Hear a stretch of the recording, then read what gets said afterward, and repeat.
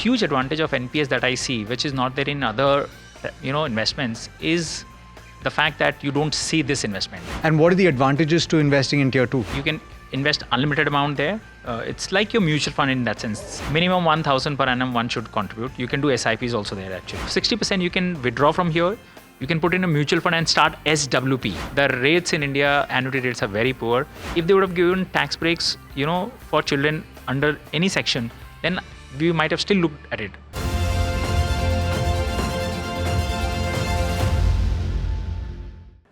The National Pension Scheme, the government's retirement program that initially needed a leg up, has done incredibly well for the early adopters. It was initially aimed at all those that were not covered by the Employee Provident Fund, but it has grown to be much more than that.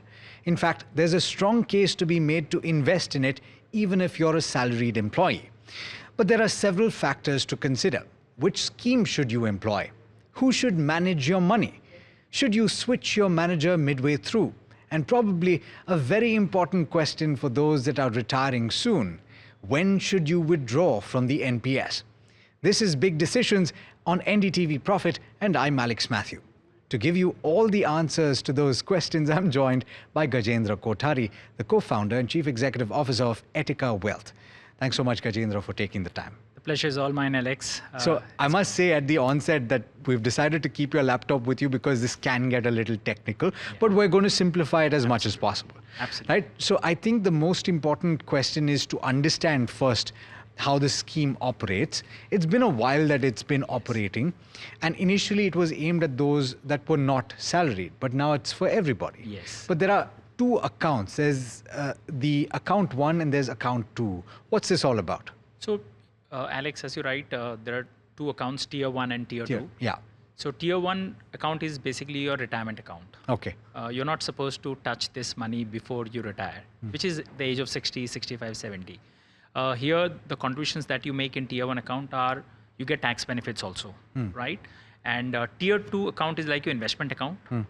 You can withdraw this money at any point of time. There are 4 asset classes: equity, corporate bonds, government securities, and alternative assets. So you can invest any amount in equity within tier 2 account. Okay. In tier 1, it's not limited at all. It's not limited at all. And what are the advantages to investing in tier 2? So the idea is, you can invest unlimited amount there. It's like your mutual fund in that sense. Oh, okay. Technically. And you can do inter-switching between the accounts, and you don't pay tax. Only when you withdraw from tier 2 account, this can be taxable. This will be taxable. And capital gains tax apply. so no, the challenge is it's not capital gains tax. Okay. The challenge is it will be added to your income. Oh. If this was a capital gains tax, then a lot of people would have moved from mutual funds to the this. tier 2 of the NPS. Yes. Is there a restriction in terms of investing in tier 2 if you've not invested in tier 1?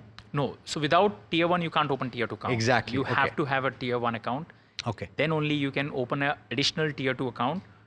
And because that account has liquidity, that is the whole So advantage. therefore I go back to my original question, which is, what is the advantage of investing in tier 2 if when you withdraw it, it's taxed at the income level? So the only advantage I see, Alex, would be just switching mechanism between asset classes in tier 2, because you're not, until you're withdrawing, you can do rebalancing there.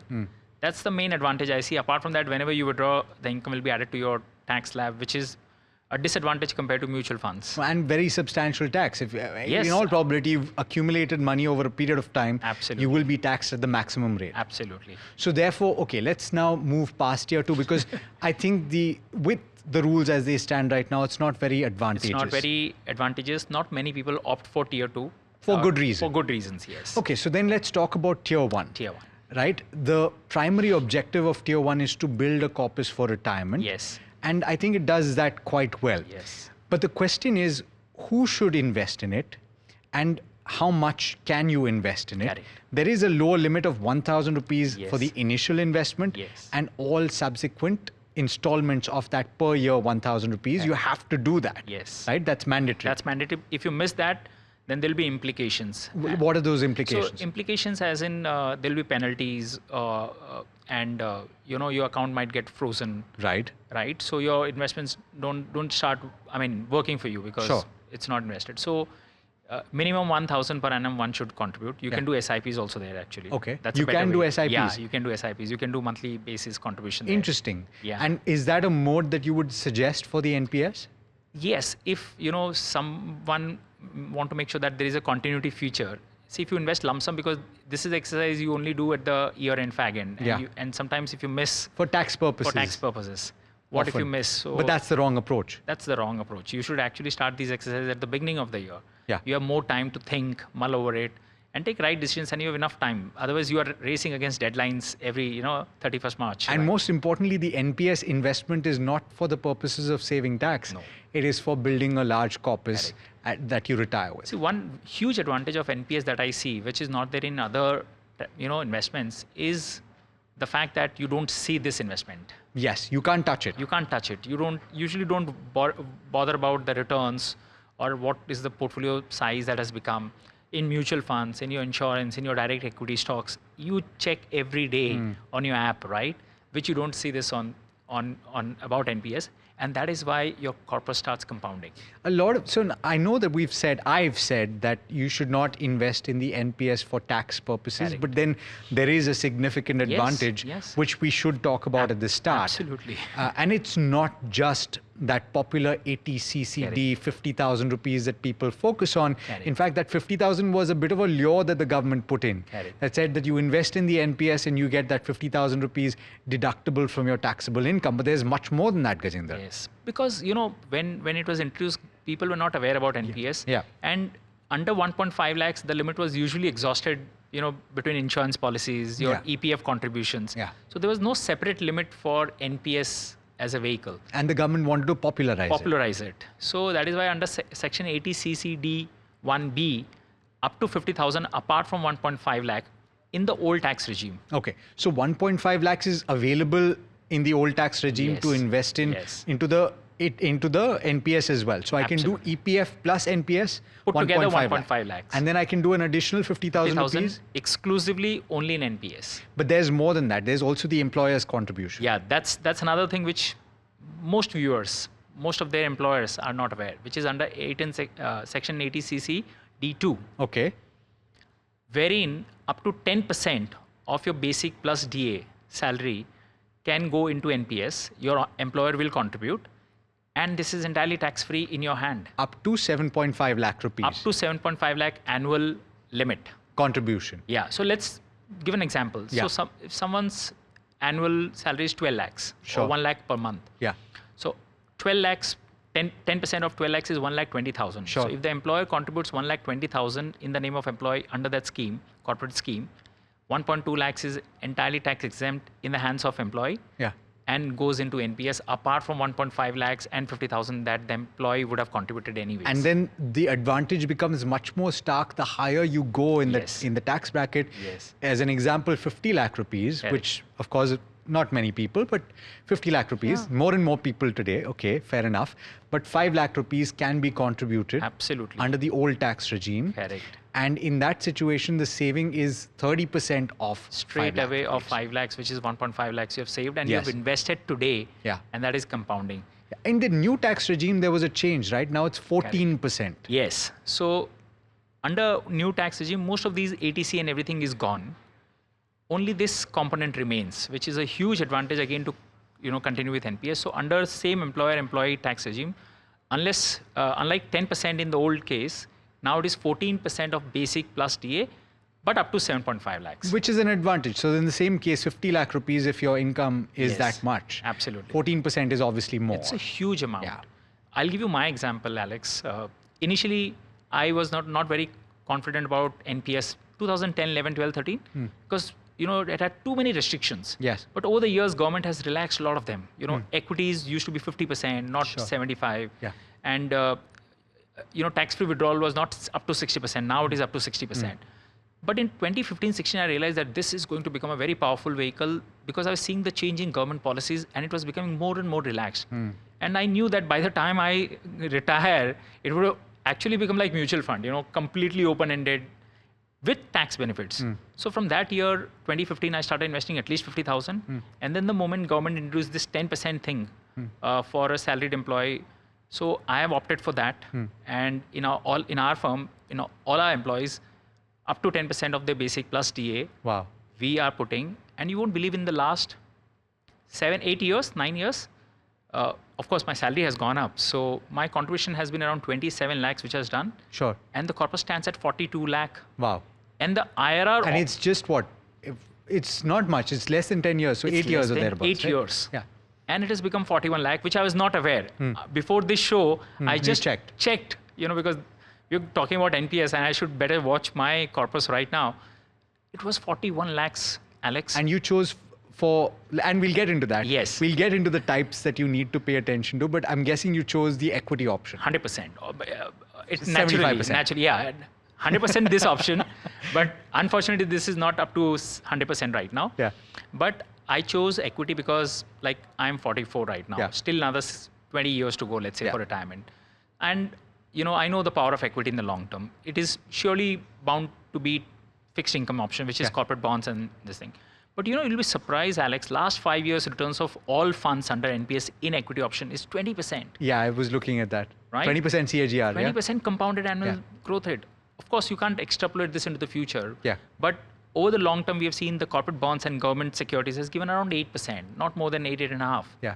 So even if this is able to give you 10, 11% in the long term, why not? Even those, I was actually looking at the corporate bond options, and even those have given more than 9%. Yes. Because of the kind of yields movement that you've seen. Yeah. But having said that, we'll get into the types in a bit. I want to establish whether or not, Gajendra, in your opinion, yes, even if you're not using the entire 14% or the entire 7.5 lakhs, assuming that you have that much, should you put a certain amount, or should you ask your employer to contribute? Because ultimately you're saying, don't pay me this money in hand. Yeah. You take it from my salary, which I'm earning every month, and you contribute it to the NPS. That's a choice that you're making. But is this the right choice? No, it's a very right choice for two reasons. One, compulsorily every month, this amount gets invested. Sure. And as I said, this amount, because you don't know how much it has become, and you don't touch it. Okay. And in your retirement, in your second innings, this comes as a big bonus, right? Yeah. So that's one. But you get straight away 30% tax advantage if you're in the higher tax bracket. And remember, any tax that you're not paying, you're deferring, or that is utilized, you're investing entire 100 rupees into the NPS today. Yeah. And if you're investing in equity option, which is up to 75% equity choice if you take, it can compound at 12, 13, 14% over a long term. And you see massive compounding. So in itself, this becomes a huge retirement corpus. Apart from other things that you might have planned through your mutual funds and this thing. But, in mutual funds and other options, because there is liquidity, because you see day in, day out, you tend to get panic and you tend to do actions. In NPS, you just kind of leave it there. So I know that I wanted to talk about the options available, but since you mentioned you can't take the money out, we should talk about withdrawal and the options there as well. There is an option to partially withdraw 3 times. You can withdraw up to 25% on 3 separate occasions till you're 60 years old, right? Yes. But there are specified reasons why you can withdraw, which you need to specify. See, the whole idea for NPS, as we have discussed, is for your retirement. Yeah. And you're not supposed to touch it. But in life, things are not always positive. Things can be negative. So that is why the options that government gives are medical emergencies for you, your spouse, your parents, children, higher education for your child, buying a house. So these are the big decisions in your life, right? Just goes with our show's title. In those decisions, this money comes to your rescue. Okay. Up to 25% tax exempted. Tax exempt. Okay. That's again that's a beauty. Important. That's important. Okay, so that's an important. But if you don't take that early withdrawal, you have to wait till you're at least 60, and then you can defer it twice, I believe. Yeah, you can defer all the way till 75. Okay, so you can defer to 70 first and then to 75. Is that right? That's right. Yes. And then you can pull it out at any point between 60 and 70. Between 60 and 70, you can break 60%. You can break. Right. Of course. Tax-free, you receive. Yeah. A lump sum. Yeah. Remaining 40% has to be compulsorily, buying annuity. You have to purchase annuity, and then you'll get a monthly pension from that annuity, which is taxable. Sure. Okay, so that's an important point. We are going to talk about the NPS Vatsalya, which is a new extension to the NPS, which was introduced for minors, but we'll come to that in just a bit. I think it's important, Gajendra, to talk about the various options available, because it can get a little technical and complicated, because people look at these NPS options and there's scheme E, there's scheme C, there's scheme G, and you don't know what this is all about. Right. So let's simplify it. Yes. There are basically two broad categories. One is active choice and one is auto choice. Can you explain this? Yes. So active choice is meant for person or investor who knows where he or she wants to put their money. So, you actively are taking that decision. So in active choice, you can either decide up to 75% in equity. Sure. Unfortunately, right now, we don't have 100% in equity, which many of our viewers might not know. But you can go 100% in corporate bonds. You can go 100% government securities. Yeah. These two options there. And beyond 5%, you can't go in Alternative assets. What are these alternative? So these are like REITs, Yeah. REIT trusts, or InvITs are there, AIFs are there. The fund manager decides, but as an individual, your broader allocation can't be beyond 5% as of now. So let's say you're a very aggressive investor. You are just 30 right now. You have 30 more years to go. You want to exercise the auto choice option. Right now, you can go maximum 75% in equity. Active choice option, not auto choice. Active choice option. Right. Up to 75% you can go, and remaining 25% you can split between bonds, corporate bonds, government securities, and alternative assets. So I'll give you my examples, because people will be. So I have 75% in equity. Right. I've done 15% in corporate bonds. 1.5. Right. And then I've done 5% in government securities, and I've done 5% in alternative assets. Okay. Just Why to did try you it out. choose? Oh, to try it out. Try it out. Because sometimes, maybe at some point of time, if I see alternative assets has given higher return than corporate bonds and government securities, and at a later stage, if government opens beyond 5% limit, I should have an experience. Can you change the allocation? Oh, yes. Twice in a year, you can change this allocation online. Yeah. People can subscribe to NPS online. You can change the fund managers also. Right. I was going to ask, because there are 8 fund managers currently, and not all of them have the track record that others do. I believe it started with SBI, if I'm not mistaken. Yes, that's right. And then you had several that came along the way. You have private sector managers also. Broadly, more or less, they're comparable. You have a decent choice today. 8 fund managers are good. They have a decent track record. And you can see all the track record on npstrust.org. But before we get into these managers, I want to talk about the second bucket, which is the auto choice. No, so within first bucket, I just wanted to clarify one point. So the 75% is only till age 50. Right, Alex. Right. The moment you start, you cross 50, 51, every year 2.5% trims down from equity. Does that happen automatically? Automatically. You can't. And where does it go? So then you have the choice. But if you don't choose? So in active choice, you have to put in the computer or in the website that 75 you want to do. It won't allow you if you are 55. That's fair point. But I'm saying once you've crossed 50, assuming you've chosen active choice. Correct. And if you've not made a selection of where the remainder goes, so it keeps going down by 2 percentage points, is that it? 2.5. 2.5 percentage points. So at 51, it will become 72.5, then 70. What happens to the remainder? So, where does it go? So I'm assuming there must be a default choice that if you don't exercise once you've crossed 50, maybe half would go into these. Sure. I've not tried myself. Okay. Or we have not seen. So it's better to choose. It's better to choose. It's better to go every year and see what you want to do. Sure. So beyond 50 anyway, it will start coming down from 75 every year, 2.5 percentage points. Yeah. As of today, we don't know in the future. And beyond 60, does it stay constant at a certain? it stays at 50%. 50%. Right. That's right. Okay. That's auto choice. Okay. That's active choice. Let's talk about auto choice. Correct. It's more complicated. This is under auto choice. You have 3 options. You have LC 75, which is life cycle 75, life cycle 50, life cycle 25. Okay. And this all relates to equity. This all relates to equity, which is basically 3 risk profile investors. So LC 75 is aggressive equity investor, LC 50 is moderate equity investor, and LC 25 is conservative equity investor. Okay. So if you are starting with LC 75, it's meant for that person who don't want to be in equity all the time like active choice, but want to start with 75. So till the age of 35, your equity allocation under LC 75 will remain at 75. Sure.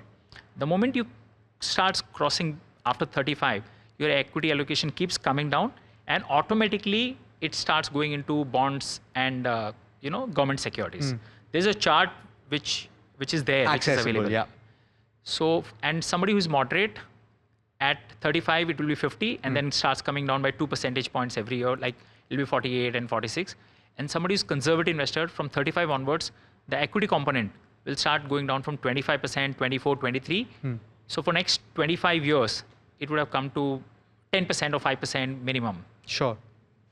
So we've discussed what you chose. Correct. And I think a lot of people who are choosing young to get into this, I think the good choice would be to give equity a 100%. decent amount of time 100%. to grow. See, if we all believe in the India growth story for next 10, 15, 20 years, then why not participate in this growth story? But there are also people that go to it late. And so what would you advise for those people that have sizable corpus which they want to push into NPS? And maybe they're listening to our show and they decide that, they want to get their employer to contribute 7% or 7.5%. Yes. Or rather 7.5 lakh. Strongly. I would strongly like to recommend that as a salaried employer, you should push your employer to opt for these corporate NPS. Because unless you push, they will not come to know and they will not, really activate it. It's in your own interest that you should demand this. And you should try to max out your contribution through employee contribution up to 7.5 lakhs, whatever you can.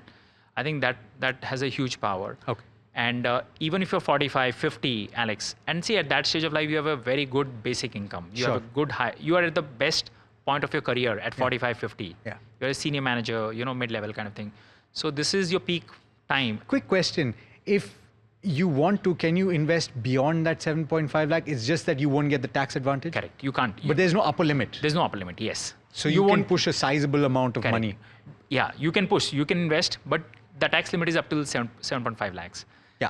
So, but it's exempt, partially exempt. Correct. So hypothetical scenario, if you have a 10% corpus, if you have a 10 lakh corpus, which you want to suddenly decide to push into NPS because you've been convinced that for the next 10 years, till I retire, suppose you're 50 years old, it's going to be a phenomenal product to invest in. You still get the tax advantage at the end of 10 years where you're saying 60% is not taxed. Correct. Right? Yes. So it's still a significant benefit. No. So that you can, the remaining 2.5 lakhs, you can invest in tier 2. Sure. Okay. That's the option they've given. Understood. Under tier 1, it is the mandatory retirement thing because, you get tax benefits also on that. Yeah. All right. So I just want to clarify the amount that you can push into the NPS. There is no limit to how much you can put in the tier 1, right? Correct. So someone can decide 10 years before they retire, they've not invested so far. They pay tax on whatever is beyond the limits that are specified by the government. But you could You can invest. Is there an advantage to doing this? Well, there's an advantage and disadvantage both. The advantage is that when the corpus becomes higher, corpus at 60, 65, a good portion of that becomes tax-free. Yes. Right? So that's the big advantage. That's a big advantage. The disadvantage is that you have very limited choices. You can't go in equities or you can't have much higher equity allocation. Even in active route? Even in active route, it would have come to 50%. Sure. No, at 50, it's at 72.5, no? So at 50, but at 50, it will start gradually coming down. To 50%, so by the time you are correct. 60 or whatever, it would have come to 50%. That's a fair point. And suppose if you want 100%, that's not possible. Okay, that's a fair point. The question that I have after this is, what do you do when you hit 60? Because a lot of people have itchy fingers at that point. They've been waiting for this corpus for a long time. Yes. It's a large amount of money in a lot of cases. Yes. Should you withdraw or should you defer that? Because you can defer it all the way to 75. Correct. So I would say, just because now you've entered a different phase of your life, which is retirement, where you don't have any active income.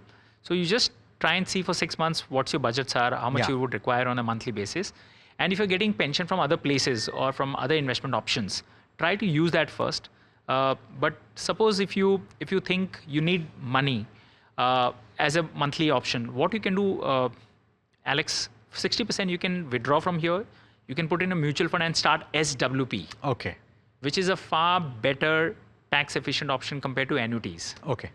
Okay. So, and because annuity is taxable. Yes. Yeah. That is one. And in annuities, the returns are very low in India currently. It's around 6%, 5.5%, 6%. That's not very attractive. In SWPs through mutual funds, you can go for 7-8% withdrawal from your corpus. Yeah. And you have the option to keep in higher equity component within mutual funds.